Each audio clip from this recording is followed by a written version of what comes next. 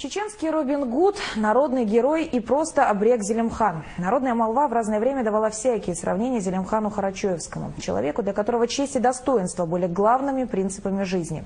Его поступки характеризовали его исключительно как героя, помогавшего бедным.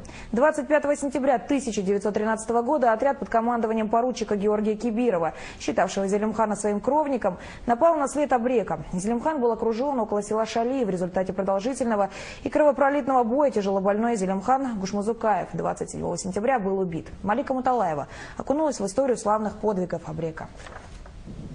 13 долгих лет он был неуловимым и стал легендой еще при жизни.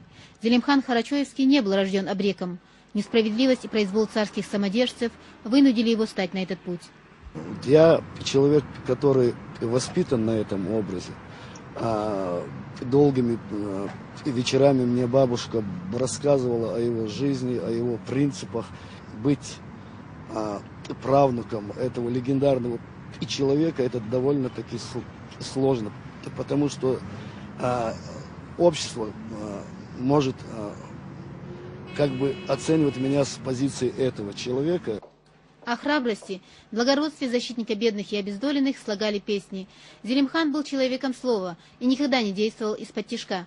Противопоставляя царскому наместнику, народ прозвал Зелимхана наместником гор. И даже после того, как был убит, враги долгое время не смели к нему подойти. Рассказ я написал, он действительно погиб дважды.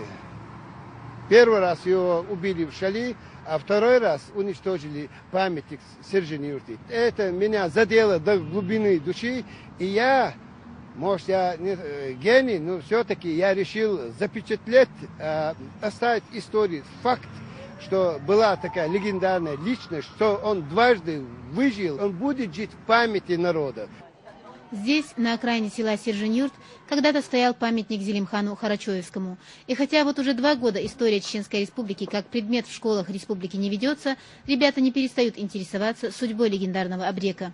Врага не бьют в спину, а его как-то били уже в спину. Это, я думаю, что несправедливо. И Зелимхан Харачоевский, мне кажется, что он был достойным сыном своей Чечни, своей родины. В социальном отношении, а именно отношении и бедности и богатства, вот этот человек всей своей душой, наверное, природой своего сердца стремился к тому, чтобы не только у нас в Чечне, но и во всем мире было бы равноправие.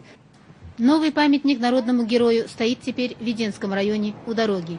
Отдать дань памяти защитнику бедных и угнетенных приходят сюда не только чеченцы, но и представители других народов.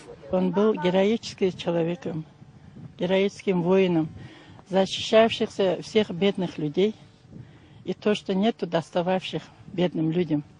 И все время останавливаемся у этого памятника и благодарим его за то, что он делал в свое время. Скульптору удалось показать, что даже в такие редкие минуты покоя поборник обездоленных и угнетенных был готов к отражению удара противника. Его палец всегда был на курке 5-зарядной винтовки. И кто бы что бы ни говорил, в памяти народов Северного Кавказа Зелимхан Харачоевский был и останется героем, образцом настоящего чеченца. Малика Муталаева, Асхат Зайнулаев, Джамиль Ахмадов. Новости.